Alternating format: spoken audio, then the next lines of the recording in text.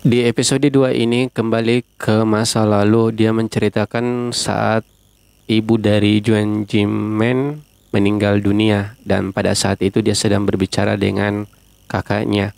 Dan kakaknya sempat berbicara bahwasanya kenapa sampai akhirnya kamu kembali, gara-gara kamu ibu sudah seperti ini sampai. Nah, disinilah awal kisah mulainya. Junjian diambil oleh pamannya. Saat pamannya pergi bersama Junjian, ada seorang datang, entah siapa, mengucapkan turut berduka cita. Langsung kembali ke Junjian bersama pamannya di rumahnya dan sempat ngobrol-ngobrol sampai pada akhirnya dia bercerita tentang namanya pembunuhan ya. Jadi kayak didoktrin lah bahwasanya kita harus selalu kuat. 강하면 죽지 않아. 무서워. 무서워하지 마. Sementara berbicara, telepon dari Jun Jimen bergetar. Ada panggilan masuk dan ternyata orang yang datang tadi itu membunuh ayah dan ibu dari Junjian. Tidak berpikir lama, Junjian langsung pergi ke rumah duka tanpa memberitahu Junjian bahwa apa yang terjadi. Namun dia cuma mengatakan bahwa jangan kemana-mana dan jangan pernah buka pintu. Kalau ada yang datang, ada temanku datang sebentar. Kalau misalkan dia datang, silahkan jangan buka pintu sebelum kamu kasih teka-teki kepada dia. Jadi semacam kode Morse ya.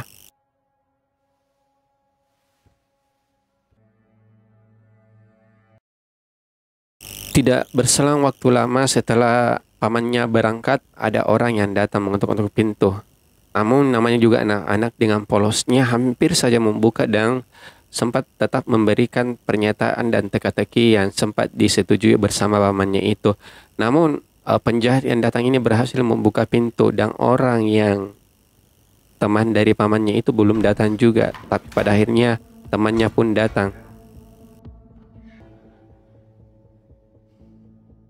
Setelah itu teman pamannya pun masuk dan cuma memperlihatkan tulisannya bahwasanya saya memang teman dari paman kamu. Kamu tenang aja.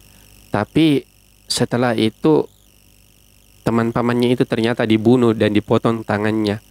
Junjian yang pada saat itu sudah mulai ya cerdik lah karena pamannya, didikan pamannya. Dia sempat berlari melalui jendela dan di saat pelarian itu ternyata dia ditabrak oleh mobil. Sesampainya di rumah sakit, Junjian sempat tersadar dan mendengar perbincangan dua orang polisi. Junjian yang pada saat itu sedang mimpi melihat semacam kayak anjing lah ini membawa sepenggal tangan yang tadi. Jadi itu semacam petunjuk ya, dan Junjian yang pada saat itu tidak berpikir lama, dia langsung beranjak dari kamarnya dan berlari karena dia tahu bahwasanya petunjuk itu adalah bahwa ada orang yang akan.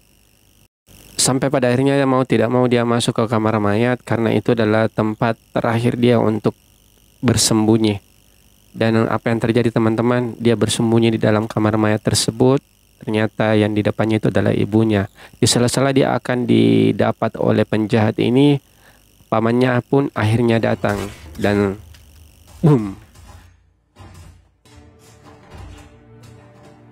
Junjian yang pada saat itu bersama ibunya sempat tertidur lelap.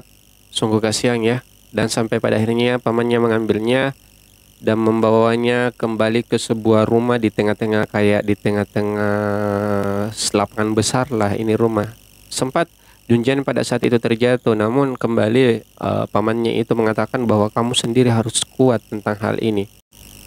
Dia sempat memikirkan bahwasanya apa yang terjadi sama keponakannya itu, dan dia sempat memukul dirinya karena sangat bersedih apa yang terjadi pada saat ini dan keluarganya. Esokan harinya dia sempat berbicara kepada ibu guru yang ada di sekolahnya dan mengatakan bahwasanya Junjian tidak mau berbicara sama sekali. Mungkin karena dia shock ya, sempat kehilangan ibunya dan dia lihat pembunuhan tentunya.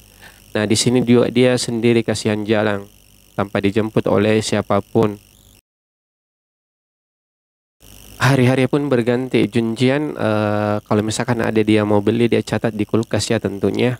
Dia mau apa? Dan itu yang diulangi-ulangi terus sampai pada akhirnya dia menghadap kembali ke guru Junjian, dan dia mengatakan bahwasanya hanya dia mampu keluar dari masalah ini. Sampai pada akhirnya dia dirundung kembali sama temannya dan dipenjara dalam sebuah ruangan ya. Nah, disinilah untuk pertama kalinya dia kembali didatangi lagi oleh seperti itu ya, yang kayak anjing itu. Dan dia sampai minta tolong sampai keluar suaranya. Dan pada akhirnya pamannya datang. Dia pun langsung sontak datang dan memeluknya sambil menangis. Kenapa kamu lama sekali datang? 미안.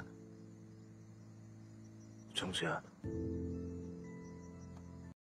Pamannya pada saat itu antara senang dan sedih sampai pada akhirnya keponakannya sendiri bisa bicara, dan malam harinya dia kayak suki-suki ya, memasak-masak. Nah, disinilah dia berbicara kembali.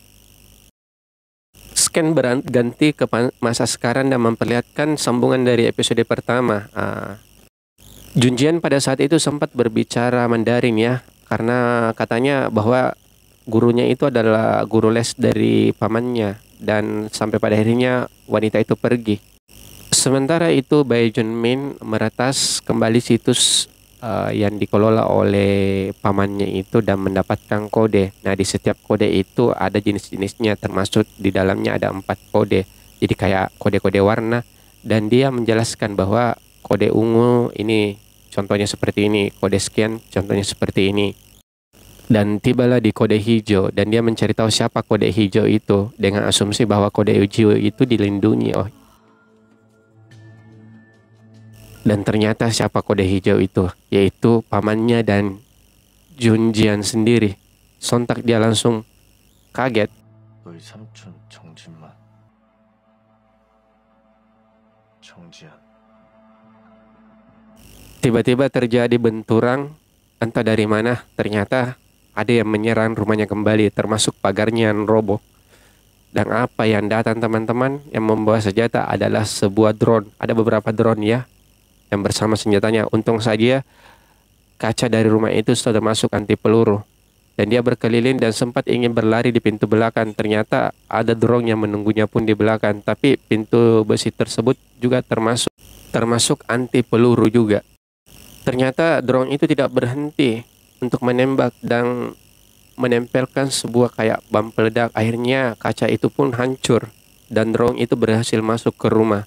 Dan apa yang terjadi, dia melakukan penyerangan, dan yang dilakukan serangan pertama kepada Bae Junmin.